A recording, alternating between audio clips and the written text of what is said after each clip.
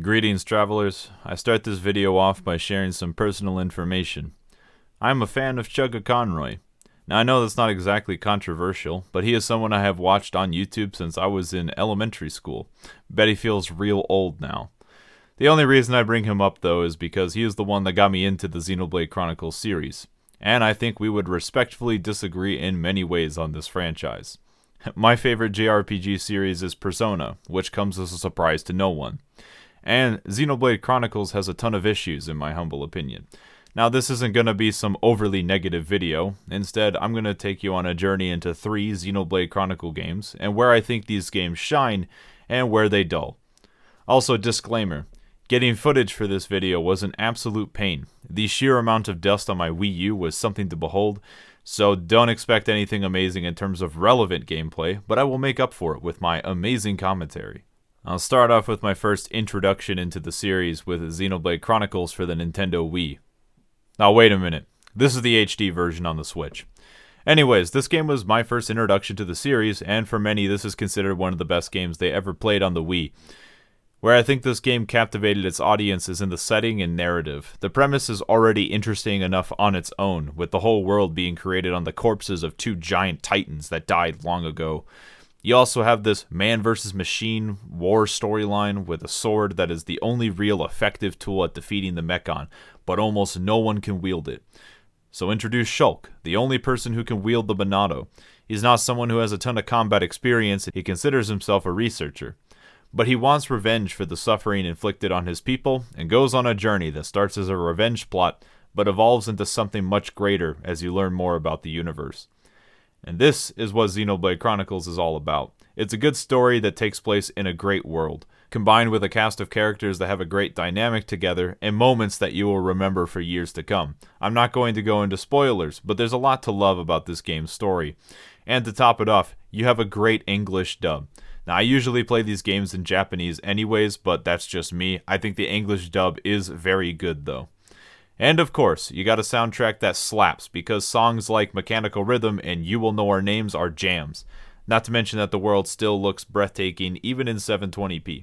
But, this game came out 10 years ago, so a lot of times you have to look at these things through a different lens. Where this game will kick you in the nuts and start drilling into them, assuming you're not into that, is in the gameplay. Holy moly, there are a lot of problems. I think the combat is fine in theory, until the AI screws you over when it doesn't do the one thing it needs to multiple times over and over again. I did a boss fight about 5 or 6 times, and then Ricky finally healed me, and I cleared it. And that was not unique on my playthrough. I did not have the combat set to only attack either or some nonsense. They were set to act freely or whatever it's called. When you actually get the flow going, you use your arts, everything's looking good, you land a massive critical hit, and then you take boss aggro and instantly die. It's like getting constantly blue-balled by the game. Right when you're about to explode with endorphins, something just has to screw up and kill you. Do a stupid amount of damage, take aggro and die. Fighting an enemy that you're about to beat, a high-level monster just strolls by and insta-kills you. Need your tank AI to take aggro off of you in a pack of monsters? It's probably going to take you about 5 or 6 tries in that fight. So welcome to combat hell. It's also crazy that you can play as many different characters, but the game will require you to play as Shulk for most of the story battles, just to use Monado Shield, Monado Speed, or Purge, although you can use Melia for that one. It's not like Shulk isn't fun to play as, but my favorite characters to play as are Melia, Dunban, and Seven. So I ended up playing as them for most of my playthrough until I get to one of these boss fights, and now I'm sad. But don't worry, if the combat doesn't make you upset, then how about walking over big, empty worlds at a speed so slow that a child trying to push their grandparent in a wheelchair up a ramp at 30 degrees will look like super speed by comparison. Oh, but you can move faster if you just meld some quick step gems. Here's a groundbreaking idea. How about you just make us slow in combat and make you move as fast as Tekkenyan speed everywhere else?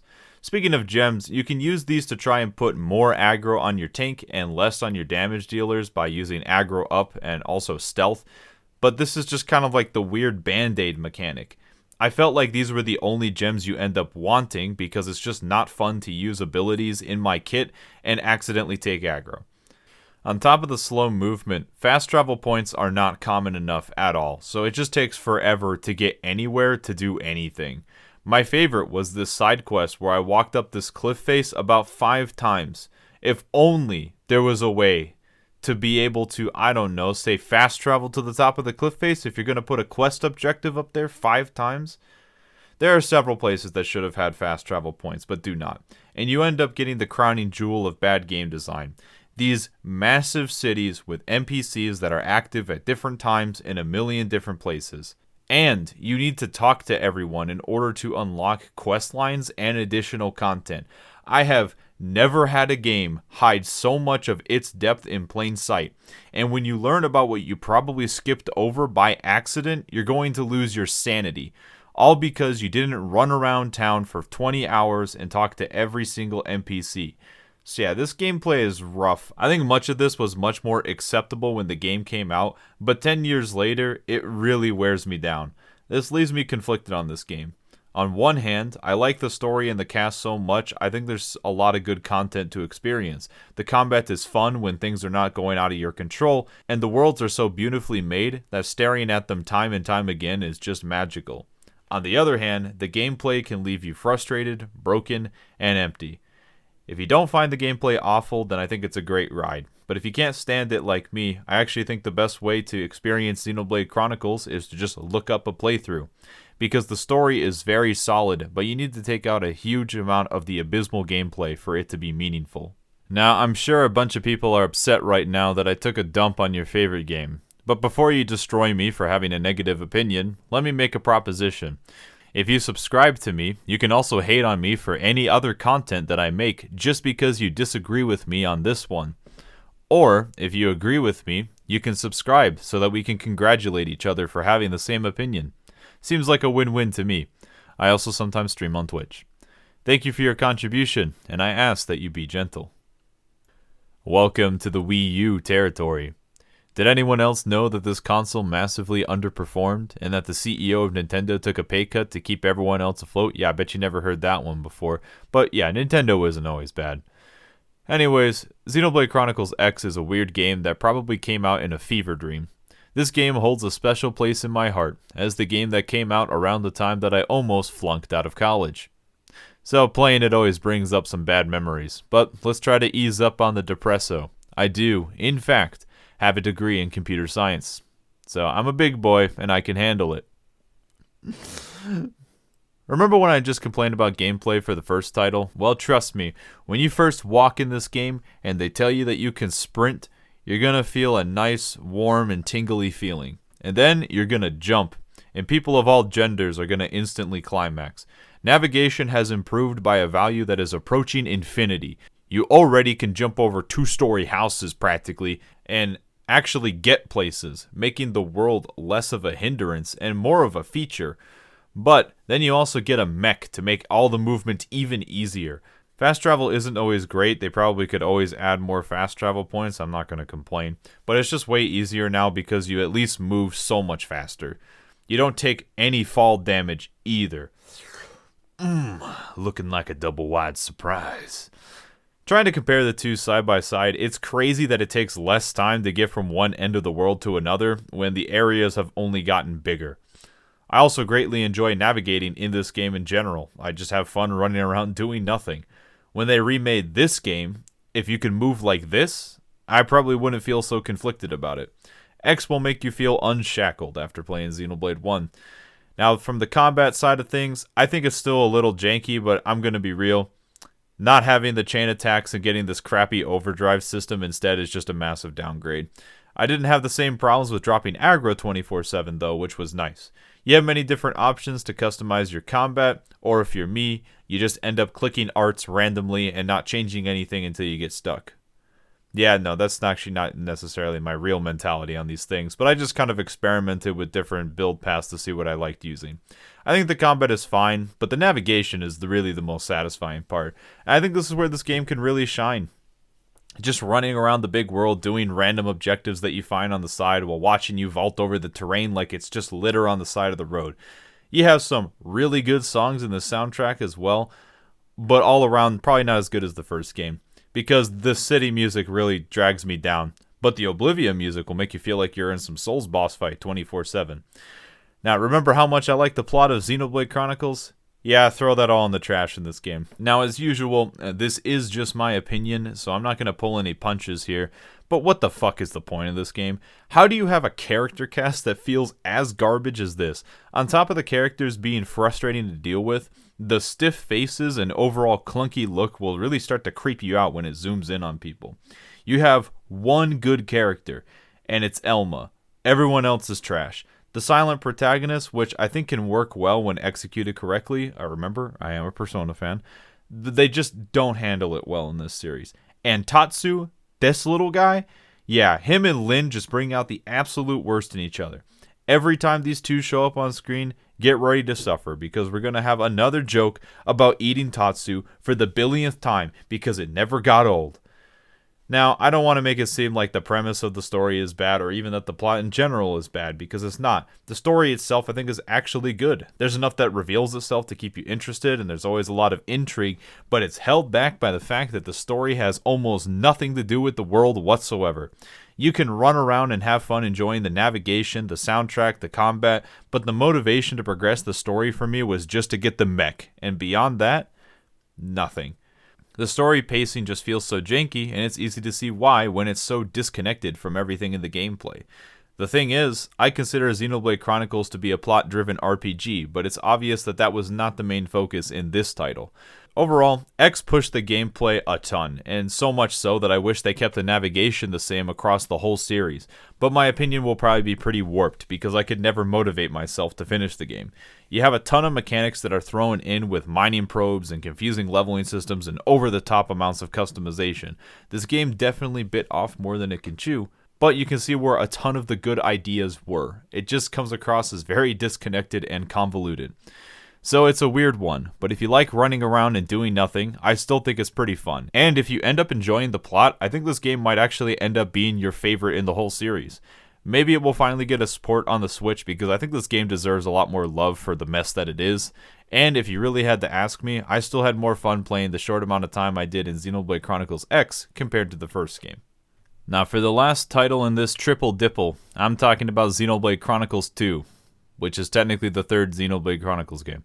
This is my favorite game in the series, but man, any game made by Monolith Soft is just like making a great game, and someone just has to walk in and screw it all up. So let's get the awful out of the way first this time. Fuck the blade system. We went from content being annoying as hell to access, with timed NPCs and awful navigation, to gating content behind pure luck. Are you serious? I put close to 250 hours into this game and spent a good chunk of that time grinding, and I still do not have all the blades. The pity system should just give you a guaranteed blade after a certain number of rolls, but no, you get 3 pity blades and then it's off to the landfill for you. It's not even monetized, so it just makes your player base frustrated.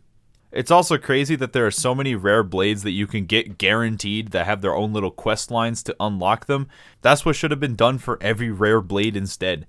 And the second most important thing, this game has a bad dub. Now before you defend it, I am a firm believer in playing the game however you want. If you like the dub, fantastic, use it. But if you think the characters are annoying, or you don't like their personalities, or you think the emotions of characters are not expressed very well, try the Japanese dub, because they will convey completely different feelings from each other. The English dub is going to do something like, "Oh, you're approaching me?" compared to, "Ho, mukatte kurero ka?" It's a noticeable downgrade from the first game, which I think makes it stand out even more. Now with that out of the way, gameplay, you got the slow walk speed again, but the worlds are just way, way smaller. And they put fast travel all over the place, even at the beginning and the end of the same tunnel. It's borderline excessive. I absolutely love it. When you have fast travel, I should seriously wonder if it's overkill, because that means you did a good job. Despite the actual amount of land being smaller, this game will still keep its sense of scale. You can always tell how big things are, even if it doesn't take you a century to walk across it. You don't have these crazy quest lines hidden behind talking to a bunch of random characters, and the NPCs are all dead-bolted to the ground. It's so nice. I never thought it could be this easy. The combat is also super fun.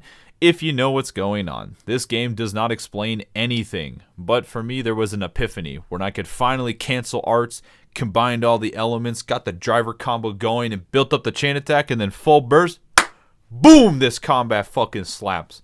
It just takes too long to ramp up to the fun zone, where most people will probably drop the game by that point. You have to commit probably 20 to 25 hours of just boring combat that is slow and unsatisfying until you finally have the cancel arts on every character and you can equip 3 blades on everybody.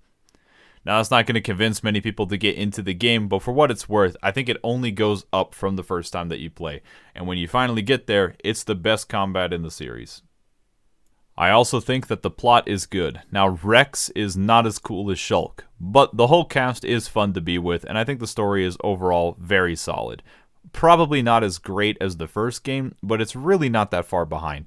You have a serious overall plot with comical and ridiculous moments mixed in to ease up the mood. It knows when to take itself seriously, and when to let loose and have 2 giant mecha maids fight each other. But it's under the exterior of an over-the-top anime that you have a story about hope, growing up, and learning to forgive yourself. There's a lot to love about this story, so I don't think it's a massive downgrade from the first. I just wish they chose to have a more mature protagonist again. The areas are just as mesmerizing and awe-inspiring, with some of the best overworld music I think I've heard in a game ever. I always like listening to the more ordained overworld theme.